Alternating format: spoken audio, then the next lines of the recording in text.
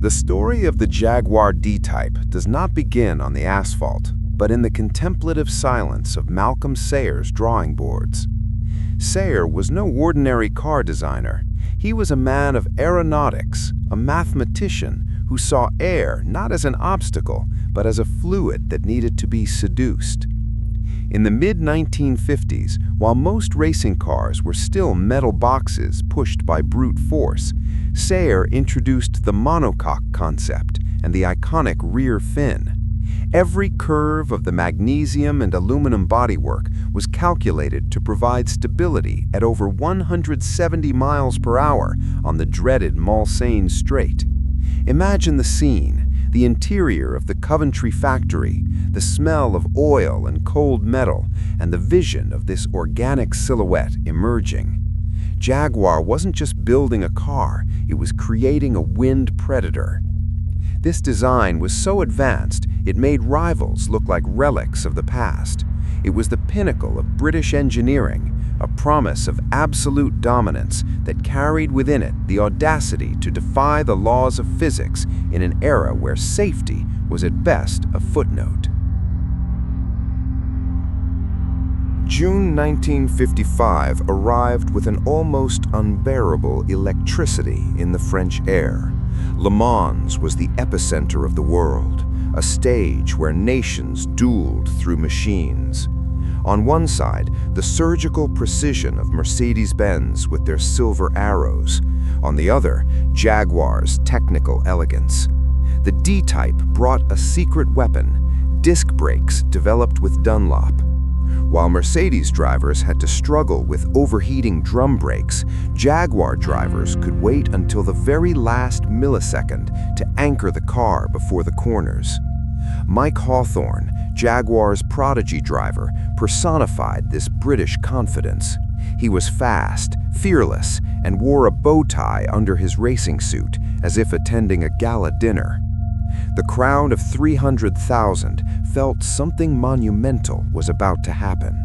The rivalry between Hawthorn and Juan Manuel Fangio promised to be the greatest battle in motorsport history. But under that Saturday's blazing sun, the line between sporting glory and immeasurable disaster was thinner than anyone dared to admit. It was 6:28 p.m. The world stopped, though the engines continued to roar. Mike Hawthorn, after overtaking Lance Macklin's Austin Healey, braked sharply to enter the Jaguar pits. This maneuver, in a tragic domino effect, forced Macklin to swerve into the center of the track, directly into the path of Pierre Leveg's Mercedes. The impact was devastating. Leveg's car took flight, transforming into an incandescent magnesium projectile that plowed into the dense crowd. What followed was a vision of hell.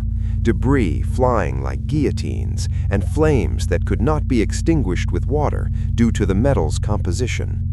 While lives were taken in seconds, the race, by a somber bureaucratic decision, was not stopped. The argument was that the panic of the public leaving en masse would block ambulances, but the image etched into history was that of the Jaguar D-Types continuing to accelerate through the black smoke rising from the stands.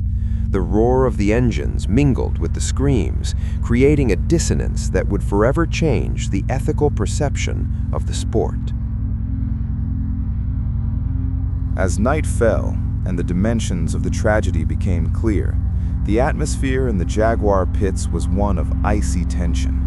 Mercedes-Benz, in a gesture of respect to the victims, decided to withdraw its official team during the night. They invited Jaguar to do the same, as a sign of solidarity and mourning. However, Lofty England, Jaguar's pragmatic team manager, refused. For Jaguar, the race was still on, and the lead was theirs.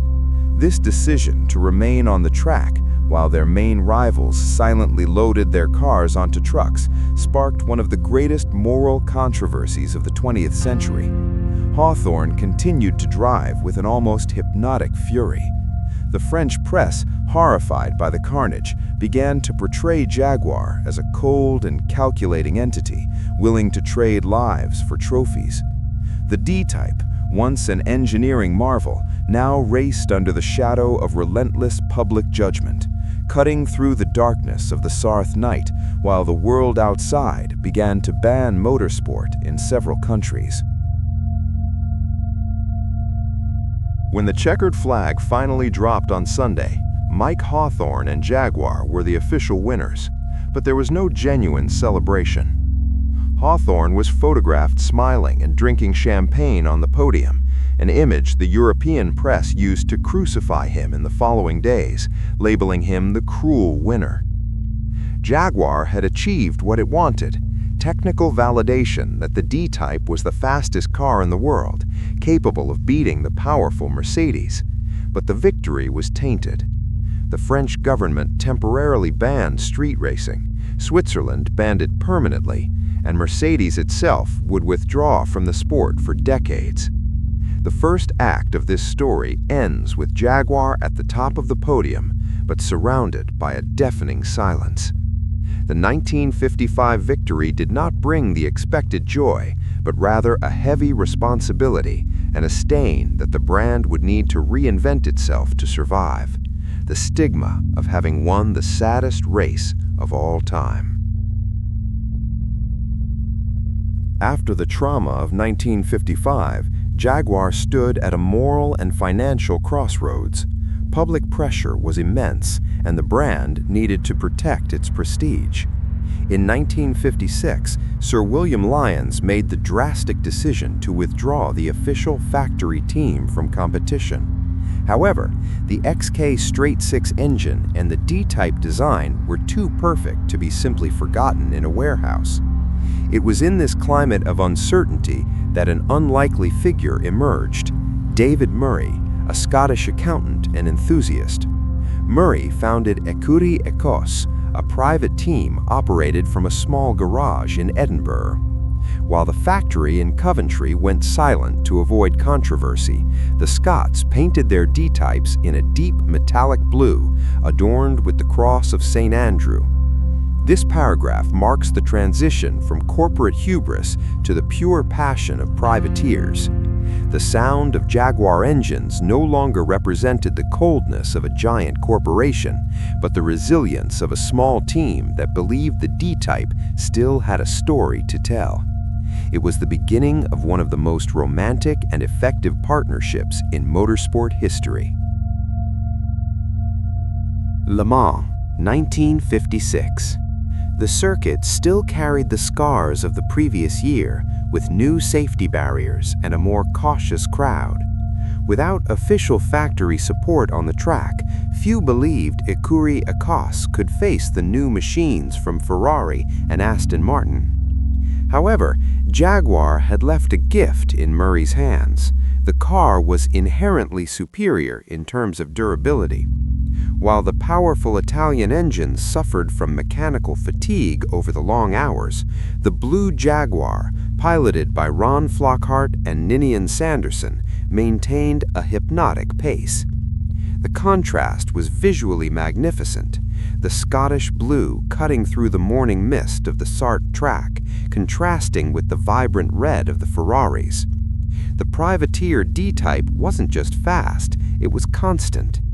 In that edition, Jaguar proved its engineering was so solid it didn't need factory mechanics to win. Ecurie Ecosse's victory in 1956 was a shock to the system, a silent redemption that began to clear the stain of 1955. Jaguar was winning again, but this time the victory tasted of perseverance and pure technical competence. If 1956 was a surprise, 1957 was a demonstration of brute force the world never forgot. Jaguar, though officially out of racing, provided the latest 3.8-liter engine upgrades to its private teams. The result was what historians call the Year of the Jaguar. In that edition of Le Mans, there was no competition. There was a technical massacre. Cars from Ecurie Ecosse and other Jaguar privateers took first, second, third, and fourth places. In the end, 5 of the top 6 finishers were D-Type models. Imagine the scene. Official teams from legendary brands like Maserati and Porsche, with astronomical budgets, being overtaken by private British cars already considered old by the era's design cycle. The leaping Jaguar logo became synonymous with invincibility. The blue of Ecurie Ecosse dominated the podium, and Ron Flockhart became a national hero. It was the moment of ultimate glory for Malcolm Sayers' design. The aerodynamics that had caused so much pain in 1955 were now the tool that allowed Jaguar to humiliate the rest of Europe. The motorsport world surrendered. The D-Type was, without a doubt, the absolute king of Le Mans. To understand what it was like to pilot one of these blue monsters for 10 straight minutes at high speed, you have to enter the cockpit. The heat emanating from the 3.8-liter XK engine was suffocating, rising through the floorboard and enveloping the driver's legs. The smell was an intoxicating mix of hot oil, high-octane fuel, and the sweaty leather of the seat. There was no power steering, no electronic aids. The driver felt every imperfection of the asphalt through the wood and metal steering wheel. On the Mulsanne Straight, at 175 miles per hour, the car became light, almost wanting to take off, held to the ground only by the rear fin cutting through the turbulent airflow. Ecurie Ecosse didn't have the resources of big factories to cool their drivers or offer comforts. It was a pure struggle of endurance against mechanical and human fatigue. Every completed lap was a triumph of will over physics. This was Jaguar's DNA in its rawest and most honest state, a machine that demanded everything from the man to give him, in return, sporting immortality. But all golden eras have their sunset. At the end of 1957, Le Mans rules changed drastically, limiting engine displacement to 3 liters in an attempt to slow the escalation of speed that made the track too dangerous. This change was the death blow for Jaguar's 3.8 engine. The D-Type, the warrior that survived tragedies and triumphed over giants, was becoming obsolete. Sir William Lyons knew the brand's future no longer lay on the tracks of Sarthe, but on the highways and in the dreams of American consumers. D-Type production ended, leaving behind a trail of 71 units that are today the crown jewels of any collection. Ecurie Ecosse would continue to race, but the magic of 1957 would never be repeated. The second act ends with a sense of nostalgia. Jaguar had proven everything there was to prove. They had won with the factory, they had won against the factory, and they had dominated the world. What would come next was the transformation of this track DNA into a luxury icon for the streets. But the brand's soul would forever be tied to those blue nights in France. With the sudden change in Le Mans regulations at the end of 1957 and the brand's official withdrawal from racing, Jaguar faced an unusual logistical problem: what to do with the unfinished D-Type chassis still in the factory. Sir William Lyons, always with a sharp eye for the market, made a bold decision. Instead of discarding the magnesium structures and high-performance engines, he decided to convert them into the world's first supercar for civilian use. Thus was born the Jaguar XK-SS. The idea was simple but radical. Take a Le Mans-winning race car and add the minimum necessary comfort for the streets, such as a passenger door, a full windshield, and a rudimentary canvas top. Imagine the impact of seeing such a machine parked on an ordinary street in the 1950s. The XKSS wasn't just a sports car. It was a wild animal domesticated just enough to not be illegal. It was the democratization of extreme speed, allowing an ordinary driver to feel the torque and aerodynamics that months earlier were dominating the Mulsanne Strait. This moment marks Jaguar's transition from a brand purely focused on competition engineering to a symbol of unattainable desire and status. Production of the XKSS was in full swing when tragedy struck Jaguar again, this time not on the track, but in its very heart.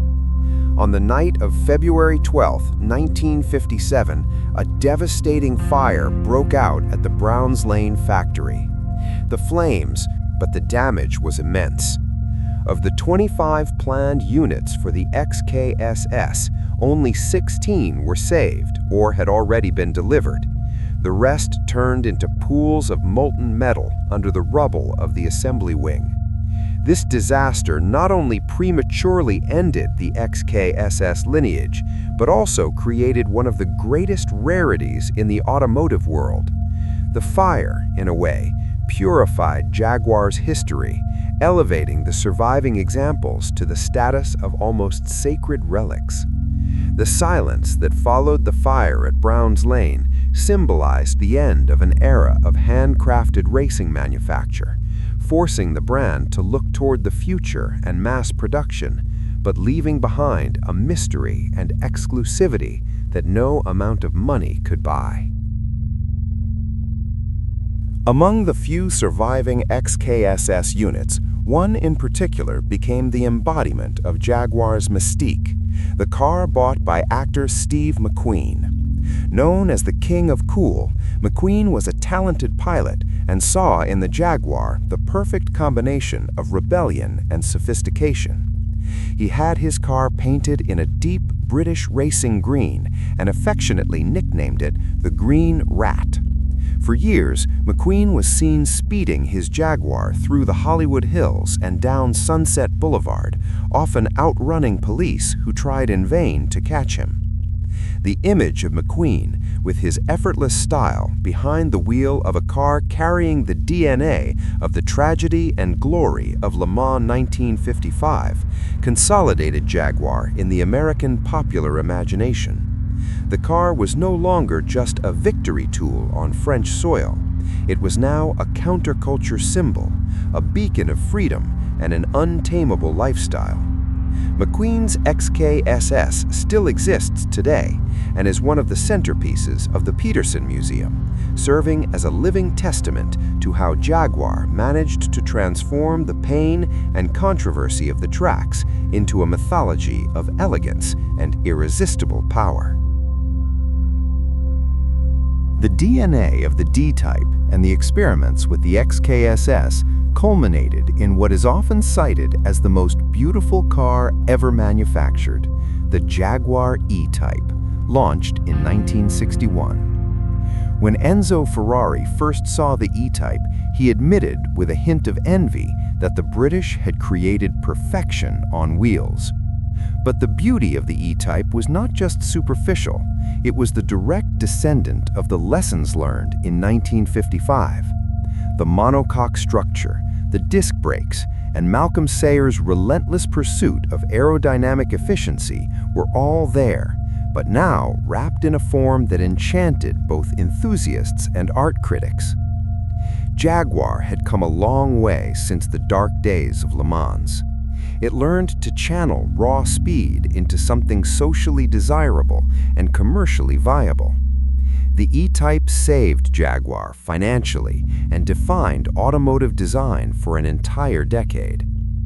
The narration here should be inspiring, showing how a technical resilience allowed the brand to overcome the stigma of the accident and become the flag of British sophistication, proving that a brand's true legacy lies not just in its victories, but in how it evolves after its greatest losses.